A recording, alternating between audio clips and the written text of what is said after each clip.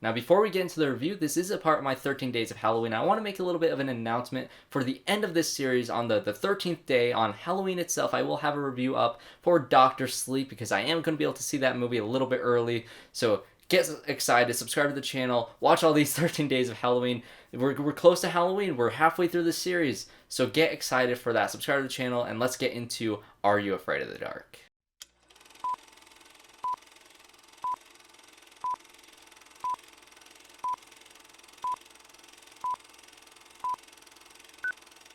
Hello everyone, and I'm back with yet another video in my 13 Days of Halloween series, which I started off with Little Monsters, and then I went on to do a review for Lake Mungo, which I highly recommend. Then I did Friday the 13th, and I did Oculus, and I did this movie called It Comes at Night. Then I did M. Night Shyamalan's The Visit, and then most recently I did The Lighthouse with Robert Pattinson and Willem Dafoe, which, my lord, that movie. But now we're going to tone it down quite a bit, and we're going to do a series review for Are You Afraid of the Dark? Episodes 1 through 3 is the full series, a brand new 2019 version of Are You Afraid of the Dark? Of course, the Nickelodeon television show, which was a 90s show, all the way back in, well, the 90s, and now it's back and did a 3-episode run.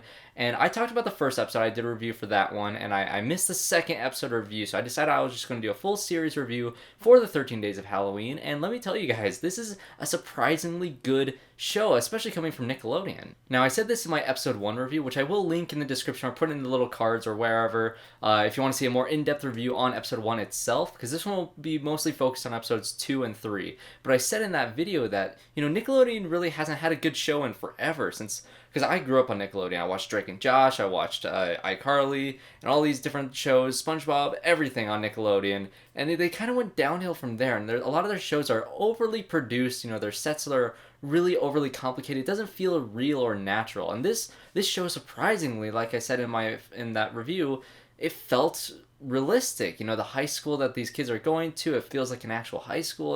The kids seem genuine, and the acting was good, the directing was good, which this show is directed by Dean Israelite, who did the Power Rangers movie, along with Project Almanac, which I think is an underrated time travel movie, which I actually really love that movie. And this is a very well-helmed show, with all 3 episodes, really, and it's surprising that Nickelodeon is not only doing something that is genuinely scary to younger children, but is also something that's really, really well produced and just good acting and very well done. Now, if you have access to Nickelodeon, definitely watch all 3 episodes, but the first episode is released on YouTube for free, so if you want to just try out the first episode to see how you like it, I will link that in the description as well, because the first episode was genuinely great.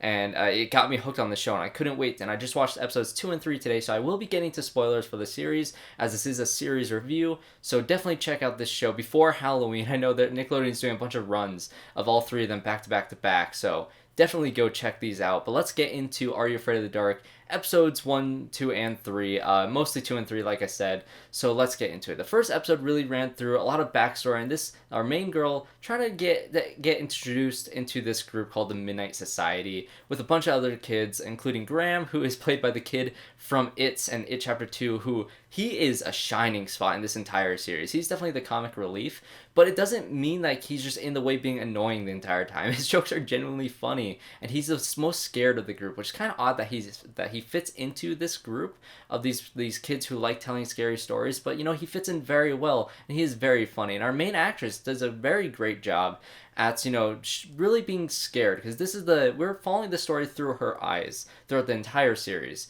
And especially when you get to episode 2, and by the end of episode 2, when everybody else forgets what happens, and you find out that she is really special, and she is kind of the chosen one. The prophecy says that she's going to be the one to take on Mr. Tophat and to defeat him. And so we're really watching this whole thing through her eyes, and she does a great job helming this entire series. And as for the rest of the cast, they all do a great job. And there's this running joke with Rachel's mom, and she's just ridiculous, super over the top, and it's great. And the guy who plays Mr. Tophat, I will say, in terms of my issues with this show, I don't think Mr. Tophat as a character was the most scary thing in this show. This show didn't scare me. Obviously, it's meant for kids, meant for young children watching Nickelodeon, and there even is a warning at the beginning, this might be too intense for some children, which is great that it is. but I didn't find the character of Mr. Tophat and the idea of him too terrifying. There were some great sequences in episode 2 with a bunch of clowns and these clowns on stilts, and it's a great sequence where these two girls, the documentarian who's trying to capture everything on film, or I guess recorded with her phone, she's trying to get all that done, and she's getting chased by these clowns, and then they corner her, and it's a very good scene.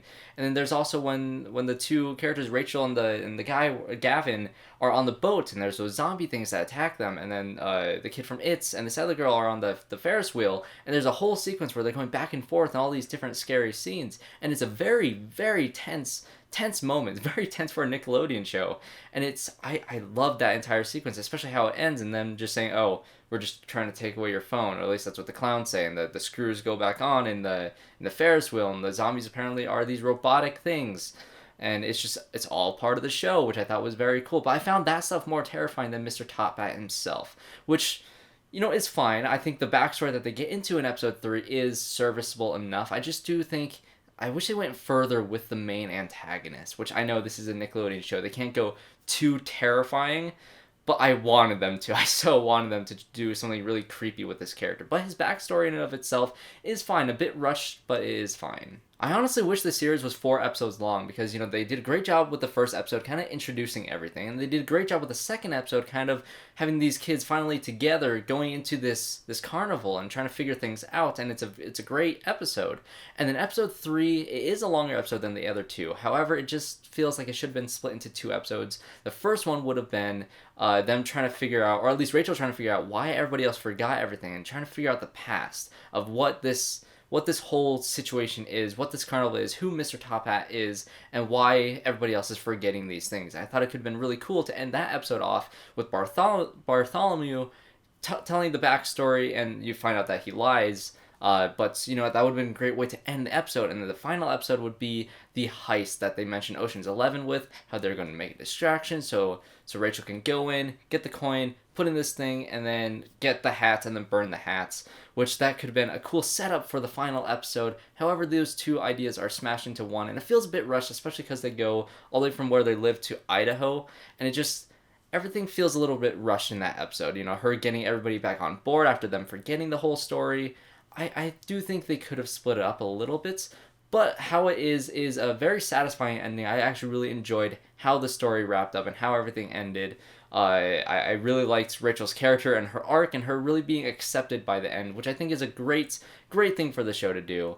And just overall, I thought the ending was satisfying enough, although I do wish it was split into 2 episodes, and I do wish Mr. Tophat had a little bit more to him besides just being a carnival owner who accidentally killed this family. And I do wish instead of Rachel throwing the staff into the fire, which is how she destroys him, at one point it was said that there was a hat that needed to be thrown into the fire because Bartholomew was explaining that, but it ended up being the staff, but Bartholomew still said to throw it in a fire. So I guess in a way Bartholomew still destroyed Mr. Tophat, which it's kind of a leap, like I said, it was a little bit rushed. But I kind of wish there was a little bit of redemption to him. Instead of her just throwing into the fire and destroying him, I kind of wish she did something a little bit different and, gave a little redemption to Mr. Tophat, because I think that might have made him a little bit more interesting of a character. I know he did, accidentally kill this family in his past in 1944 when he built the carnival in the first place, but maybe they could have done something a little bit different. But I do like one line that he has after she throws the staff in there. He says, or he smiles, and she asks, "Why are you smiling?" And he just gives a simple answer saying, "You will always remember this." And I thought that was great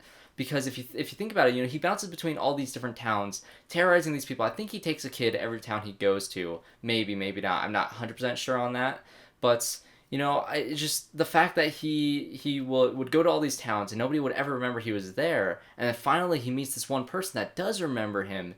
It's just kind of cool that in a way he still got what he wanted. He still was able to be remembered and to throw a carnival that will, actually live on instead of being forgotten immediately. So I thought that was cool. Overall, I thought Are You Afraid of the Dark? All 3 episodes were very solid. The best thing Nickelodeon has done in a very long time. I really enjoyed this. The cast was great. The production was great. Dean Israelite does a great job directing this series, which, good for him. I'm really happy that he directed something that was hopefully seen by a lot of people, and hopefully he continues on for next year. Maybe they do a little bit longer of an Are You Afraid of the Dark series for next Halloween. And I really hope they really go deeper into the scariness and have the main antagonist be a little bit scarier than just, Mr. Tophat just seemed like a dude. He was just a normal guy with a top hat. That was his only thing. So maybe they'll go a little bit further with the scares next year. But like I said, it is on Nickelodeon. So how much can you ask for? Either way, guys, if you watch this show, comment below what you thought of Are You Afraid of the Dark, the 2019 series, and if you watched the original show, give me some suggestions on some episodes for me to watch, because I've not seen a single thing from that original series, and I do think I might go back and watch a little bit from it. So comment below what you thought of that. Subscribe to the channel. I'm doing this 13 Days of Halloween series all the way up until Halloween, and like I said, the Halloween, the final episode, is going to be for Doctor Sleep, which I am so excited that I get to see that movie early. So subscribe to the channel, watch these reviews. It's awesome. Thanks, guys, for watching. I really appreciate it, and I hope to see you all in my next one.